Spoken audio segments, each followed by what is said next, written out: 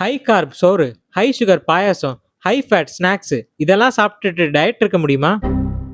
Welcome to day 67. இன்னைக்கு காலையிலே கல்யாண வீடு, அதனால பிரேக்ஃபாஸ்ட் ஸ்கிப் பண்ணாம சாப்பிட்டுட்டேன். புட்டு, பச்சை பயிறு, பழம். எங்க டிஸ்ட்ரிக்ட்டே கேரளா பார்டர்ங்கிறதுனால இந்த ஃபுட் இங்க ரொம்ப காமனான ஃபுட்.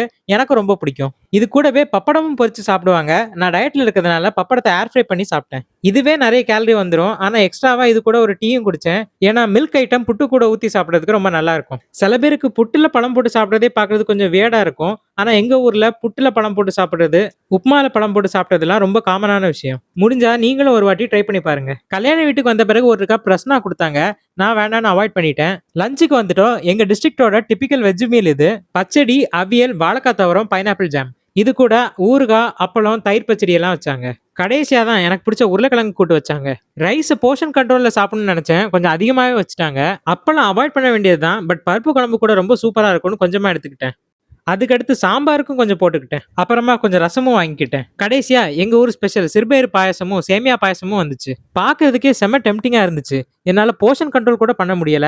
இலைய வலிச்சு சாப்பிட்டுட்டு வந்துட்டேன். ஈவினிங் அப்பா ஒர்க் பண்ற ஸ்கூல்ல டீச்சர்ஸ் டேன்னு இந்த கேக் கொடுத்தாங்க. பாதி நான் சாப்பிட்டு மீதி தம்பி கொடுத்துட்டேன். ஈவினிங் வீட்டுக்கு வரும்போது செம்ம டயர்டு. ஒரு டீயும் கொஞ்சம் மிச்சரும் சாப்பிட்டேன். இந்த காம்போ ஒன்ஸ் டேஸ்ட் பண்ணீங்கன்னா அப்புறம் விடுறது ரொம்ப கஷ்டம். அவ்வளவு சாப்பிட்ட பிறகு பசி தீரல. ஆல்ரெடி நிறைய ஜங்க் சாப்பிட்டோன்னு புரோட்டீனா ஏதாவது பண்ணலான்னு நானே இறங்கிட்டேன். சிக்கன், எக், ஸ்பைசஸ் எல்லாம் சேர்த்து அரைச்சு ஒரு பேஸ்ட் மாதிரி ஆக்கி அதை உருண்டையா உருட்டி ஏர் ஃப்ரையர்ல சுட்டு எடுத்தேன். சாப்பிடுறதுக்கு கொஞ்சம் காஞ்சு போய் சுமாரான டேஸ்ட்ல இருந்துச்சு. மீதி இருந்த பேஸ்ட்ல கொஞ்சம் சீஸ் ஆட் பண்ணி பிளெண்ட் பண்ணி கொஞ்சம் லோ ஃப்ளேம்ல சுட்டு சாப்பிட்டேன். கொஞ்சம் ஜூஸியா நல்லா இருந்துச்சு. நைட்டு டின்னருக்கு 3 இட்லியும் சிக்கன் கிரேவியும் எடுத்துக்கிட்டேன். சாப்பிட்டு முடிச்சது கொஞ்சம் சுகர் கிரேவிங்ஸா இருந்துச்சு. அதனால இந்த மினி சாக்கோபார் எடுத்துக்கிட்டேன். இது ஒரு பீஸ் 54 கேலரி தான். பட் அதுவும் பத்தல.